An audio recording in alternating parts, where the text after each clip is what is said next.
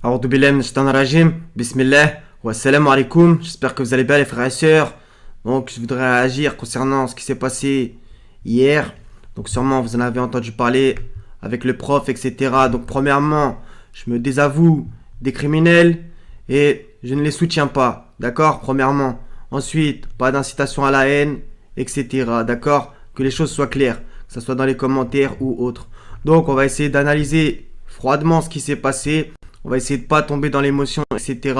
Maintenant, tous les gens qui sont BFMisés voudraient mieux que vous partiez. Je pense pas que vous soyez prêts. D'accord? Donc, déroulé des faits, Samuel Paty, professeur d'histoire géo, etc., a été décapité aux abords de l'établissement le vendredi 16 octobre 2020. Donc, va falloir tout noter. Donc, le monsieur s'appelait Samuel. Donc, à Conflans-Sainte-Honorine, dans le 78. Notez bien le chiffre 78. Il va vraiment falloir retenir plein de choses. D'accord? Donc, Samuel 78, vendredi. D'accord? On continue. Donc, l'auteur des faits aurait crié Allahu Akbar et aurait revendiqué son acte sur Twitter. Donc, comme d'habitude, toujours la même chose. Le mec qui fait une dinguerie écrit toujours la même chose. Donc, il a écrit l'auteur des faits aurait. Donc, ça veut dire que c'est pas forcément vrai. D'accord? Comme d'habitude. Donc, déjà, j'en place une pour ça. Allahu Akbar, ce n'est pas dans le Coran. Ce n'est pas dans le Coran. Je l'ai dit 100 fois, mais c'est pas grave. Je vous mets au défi de le trouver, Allahu Akbar, qui voudrait dire Allah est le plus grand. Ça n'existe pas dans le Coran. D'accord? Donc je me désavoue de ces gens-là qui déjà crient quelque chose qui n'est même pas dans le livre. Premièrement, donc le monsieur il avait 47 ans. Notez bien toutes les choses et on va voir des choses. Hein. Donc on va commencer par ça. Donc le monsieur il avait 47 ans. Et voilà, donc il aurait montré des caricatures de Mohamed, de Charlie Hebdo, etc. Vous allez voir, tout est en lien, c'est incroyable, c'est véritablement incroyable. D'accord, donc des caricatures, etc. Donc on commence tout de suite, il avait 47 ans. Et la sourate 47, donc le chapitre 47, pour ceux qui ne connaissent pas le Coran, c'est le chapitre Mohammed. Donc il y a 114 chapitres. Ça commence déjà bizarrement, d'accord? Donc pour ceux qui croient au hasard, je suis pas sûr qu'après avoir vu cette vidéo, vous pensez que ça existe encore. Chapitre 47, Mohammed. Le monsieur, il est en rapport avec Mohammed puisque c'est à propos des caricatures. Et il avait 47 ans. Ça commence déjà très fort. On continue.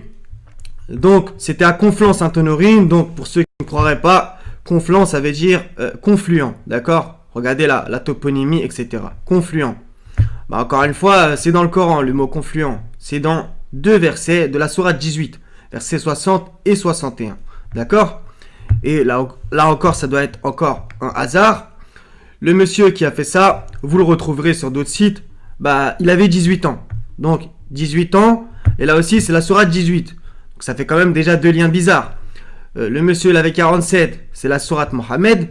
Et l'autre, il a 18 ans, c'est la sourate 18, où c'est la seule fois, comme vous voyez dans la recherche, où il y a le mot confluent. Ça fait quand même un peu étrange.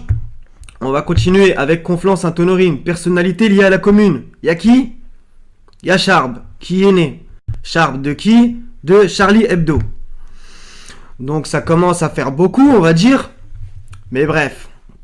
Donc Charlie Hebdo qui bien entendu est en lien avec cette affaire, d'accord? Puisque c'est une caricature de Charlie Hebdo, d'accord? Donc ça fait quand même déjà beaucoup. Donc on va étudier le mot du Sourate 18 verset 60, le mot Majma'a, ok? Majma'a qui voudrait dire confluent, d'accord? On clique dessus, etc. Ce mot sous cette forme, il apparaît que deux fois dans le Coran, dans la sourate 18. Au passage, 18, 6 x 3. Comprendra celui qui pourra. Donc, principe actif, sens verbal de la racine, rassembler, etc. Unir. C'est étonnant puisque justement, Macron, elle a dit, voilà, en gros, que c'est pas à cause d'eux qu'on va se laisser désunir.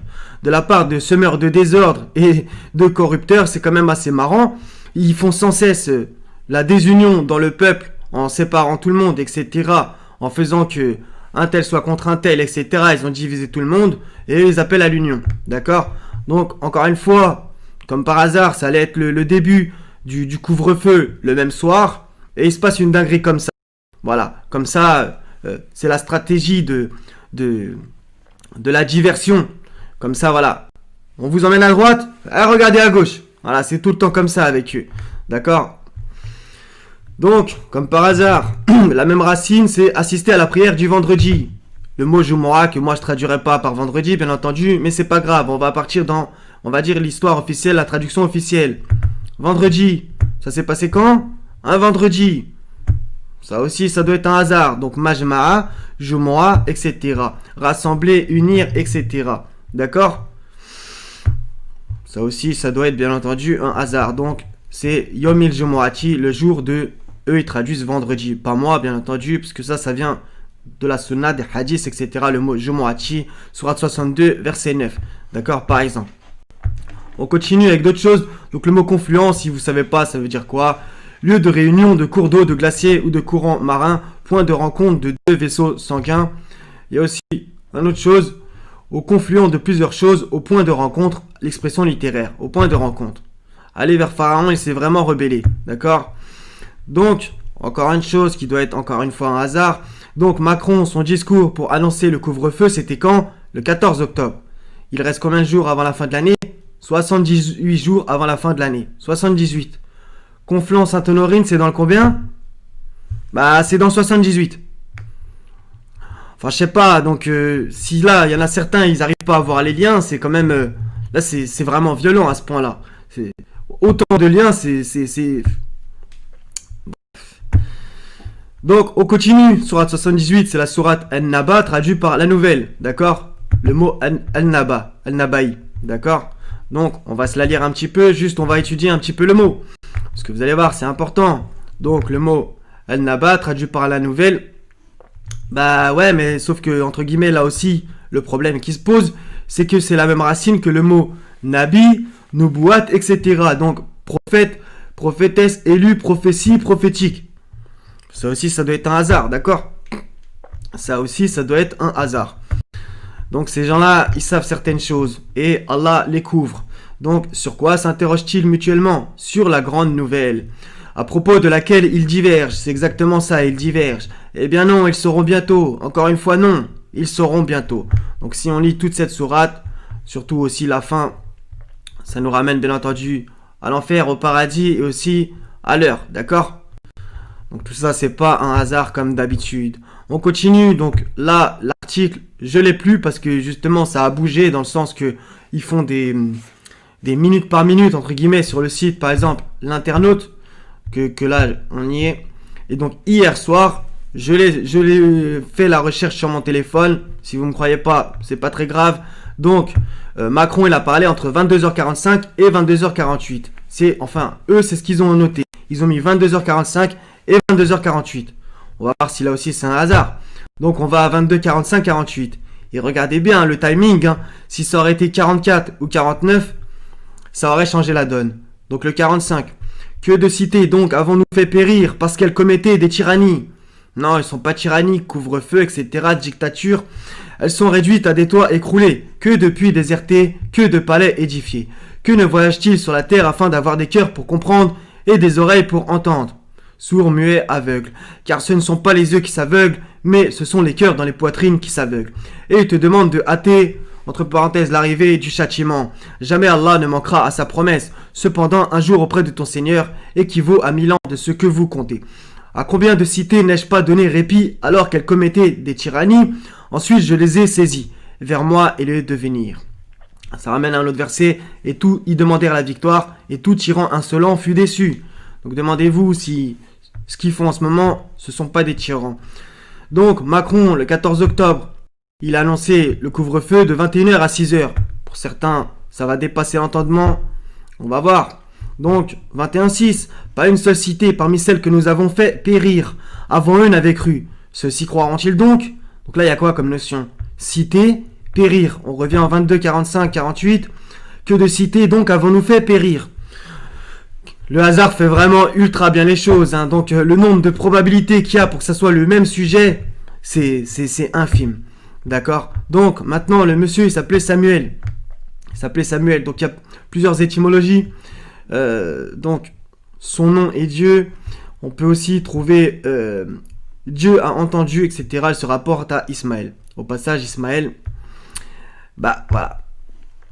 Vous savez très bien certaines choses, d'accord? Je vous fais pas un dessin. Donc, Samuel, pour ceux qui savent pas, il désigne le premier roi des Hébreux, Saül, que Dieu lui a montré, etc.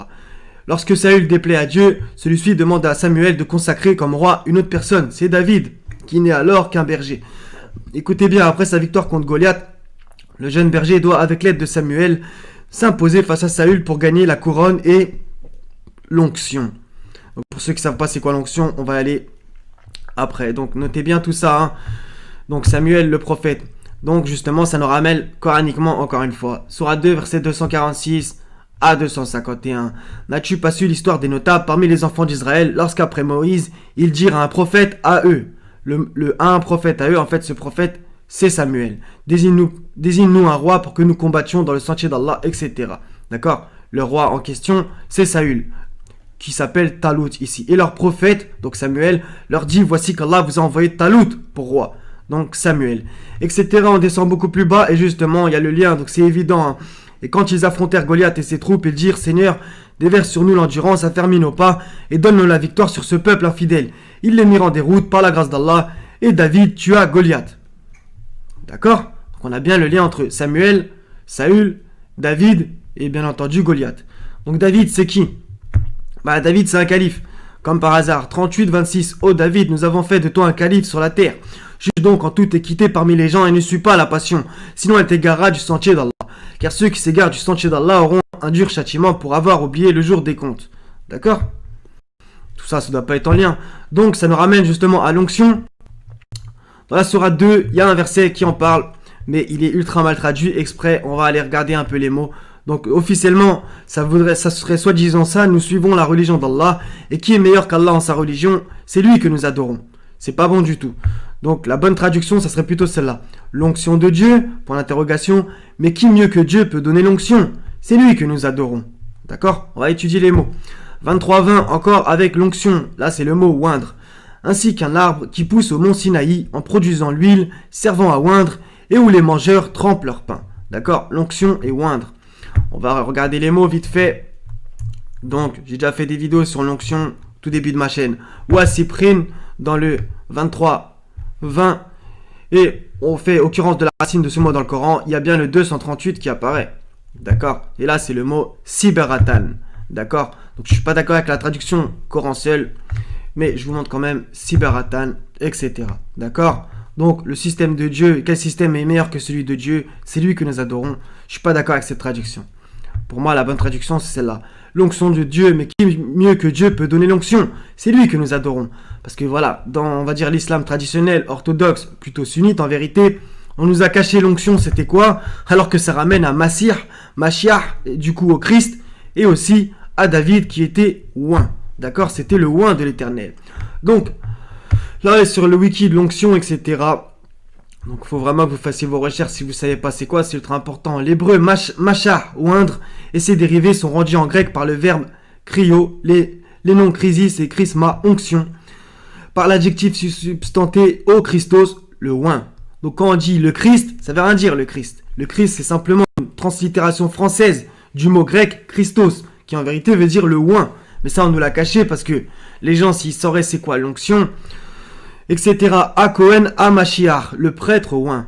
Donc là, vous voyez bien, le Mashiach, etc., etc. La forme grecque Christos est celle du nom donné à Jésus, Christ. Tandis que la translittération de l'hébreu Mashiach, Messias, a donné celui de Messie. Messie qui veut aussi rien dire. D'accord? Messie, ça veut rien dire. Il y a plein de mots français qui ont été traduits en français d'autres langues qui ne veulent rien dire. Exemple, Coran, musulman, ça ne veut rien dire. D'accord? Ou des fois, ils ne traduisent pas. Messie, ça ne veut rien dire. Faudrait dire le oint. Jésus, le oint. D'accord? Aïssa, le oint. D'accord? Et les gens comprendraient plein de choses. Et bien entendu, le mot arabe al-masih, Mashiach en hébreu, vous voyez que c'est pareil. D'accord? Donc voilà, donc l'éternel oint, enfin l'éternel ma oint, le oint de l'éternel, etc. J'ai juste tapé ces deux mots. Donc justement, ça revient dans Samuel, plein de fois, etc., etc. Et ça revient dans les psaumes. Donc on y va dans les psaumes. Je sais déjà que l'éternel sauve son oint. C'était lui, le oint. Et il était oint aussi, comment? Par le fait qu'il était calife. Tout ça, c'est ultra important. Il l'exaucera des cieux de sa sainte demeure par le secours puissant de sa droite. D'accord? Et il y a plein de notions avec eux. Il y a plein de mentions avec le mot oint dans les psaumes. Parce que David était oint. Donc, Ésaïe 61, un ultra important qui va être recité dans l'évangile par Jésus. l'Esprit du Seigneur, l'Éternel, est sur moi, car l'Éternel m'a oint pour porter de bonnes nouvelles aux malheureux. De bonnes nouvelles, l'Évangile. Il m'a envoyé pour guérir ceux qui ont le cœur brisé, pour proclamer aux captifs la liberté et aux prisonniers la délivrance. D'accord? Comme par hasard, Jésus l'a récité. Luc 4, 16 à 19. Il se rendit à Nazareth, donc Jésus, où il avait été élevé, et selon sa coutume, il entra dans la synagogue le jour du Shabbat. Il se leva pour faire la lecture, et on lui remit le livre du prophète Ésaïe, qu'on a vu, donc 61, 1. Et ce verset était, même à l'époque, il considérait que c'était pour le Mashiach. Et justement, Jésus l'a récité, ils ont pété un plomb. L'ayant déroulé, il trouva l'endroit où il était écrit « L'Esprit du Seigneur est sur moi parce qu'il m'a oint pour annoncer une bonne nouvelle aux pauvres. Il m'a envoyé pour guérir ceux qui ont le cœur brisé, pour proclamer aux captifs la délivrance et aux aveugles le recouvrement de la vue, pour envoyer libres les opprimés, pour publier une année de grâce du Seigneur. » Écoutez bien, hein. Ensuite il roula le livre, le remit aux serviteurs et s'assit. Tous ceux qui se trouvaient dans la synagogue avaient les regards fixés sur lui. Alors il commença à leur dire... Aujourd'hui, cette parole de l'écriture, tiens, je le dis sans cesse, l'écriture, El-Kiteb, que vous venez d'entendre, est accomplie. Est accomplie. Donc là, ils ont compris. Et tous lui rendaient témoignage, ils s'étaient donné des paroles de grâce qui sortaient de sa bouche, et il disait, n'est-ce pas le fils de Joseph, etc., etc. D'accord? Donc, j'aime beaucoup aussi, mais ajouta-t-il, je vous le dis en vérité, aucun prophète n'est bien reçu dans cette patrie. D'accord? Donc, Jésus, c'était le oint. Sourate 11, verset 3, pourquoi je le cite, c'est avec le mot honneur, parce que c'est à Conflans, Sainte Honorine, qui vient du latin, qui veut dire honneur, etc. Et je pense que c'est intéressant quand même, demandez pardon à votre Seigneur, ensuite revenez à lui. Il vous accordera une belle jouissance jusqu'à un terme fixé, et il accordera à chaque méritant l'honneur qu'il mérite. Mais si vous tournez le dos, je crains alors pour vous le châtiment d'un grand jour. Toujours la notion de châtiment, qu'on revient comme on a vu Sourate 22, 45, 48 et 21, 6 à propos des cités qui vont périr. D'accord? Et Allah, je vous trouve le verset 2 secondes. C'est le 26, 208 que je cherchais. Et nous ne faisons pas périr de cité avant qu'elle n'ait eu des avertisseurs. Vous voyez, tout ça c'est important. Hein. Ton Seigneur ne fait pas périr des cités avant d'avoir envoyé dans leur métropole un messager, carrément, pour leur réciter nos versets. Et nous ne faisons périr les cités que lorsque leurs habitants sont injustes, comme Pharaon et ses notables, que eux représentent. D'accord? Donc vous avez vu, c'est magnifique en vérité. Hein. D'accord? Donc vous imaginez tous les liens qu'il y a avec tous les signes dans cette actualité. On va terminer juste par un petit truc à propos du mot honoré aussi. 17,62 et ça s'est passé à 17h aussi. Il dit encore, vois-tu, celui que tu as honoré au-dessus de moi. Si tu me donnais du répit jusqu'au jour de la résurrection, j'éprouverais certes sa descendance, excepté un petit nombre. Donc c'est qui dit ça? Iblis. 17,70, certes, nous avons honoré les fils d'Adam. D'accord? Donc vous voyez, c'est exceptionnel. Et au passage, par exemple, un endroit honorable, c'est le paradis, les jardins, etc. D'accord? Je pense que je vais m'arrêter là. Il y a quoi d'autre à dire? Il y a plein de choses à dire. Donc c'est toujours le même genre de déroulement, etc. Donc, comme vous avez vu, je ne m'exprime pas sur ce qui s'est passé. Moi, je prends juste les faits et je regarde s'il y a des signes ou pas. Et pour le coup, il y en a plein. D'accord? Donc, bien entendu, j'incite personne à la violence, etc. Je m'en désavoue. Comme Moïse a dit, jamais je ne soutiendrai les criminels. D'accord? Des deux côtés, au passage. Comprendra celui qui pourra. Parce qu'ils appellent à l'unité, soi-disant, alors que ils font la désunion sans cesse. D'accord? Voilà. Donc, toujours le choc traumatique pour pouvoir passer certaines choses. D'accord? Comme d'habitude. Donc, qu'est-ce que je voulais dire de plus? Je crois que ça sera tout, les frères et sœurs. Donc, voilà. Essayez de réfléchir avec votre cœur et de ne pas trop tomber dans l'émotion quand il se passe des choses comme ça et de faire vos recherches. D'accord? Donc, il y avait quoi d'autre aussi? Voilà. Justement, les enseignants, ils étaient... Il y avait des appels à la grève, etc. J'ai même vu un article où ils avaient écrit au ministre de l'Éducation nationale. Hop là, un petit truc comme ça, comme d'habitude. Ça rappelle une certaine fonction qui avait fait la grève. Et le lendemain, il s'était passé quelque chose, pareil, dans le même style, avec un de leurs collègues. D'accord? Comprendra celui qui pourra, encore une fois. Que celui qui a des oreilles entende. Voilà les frères et sœurs, donc soyez bénis. Je vous aime tous pour la face du Seigneur. Wassalamun ala al-mursalin. Walhamdulillahi rabbil alamin. La ilaha illa hu al-aziz al-hakim. Wassalamu alaikum wa rahmatullahi wa barakatuh les frères et sœurs. À la prochaine, Inch'Allah ta'ala.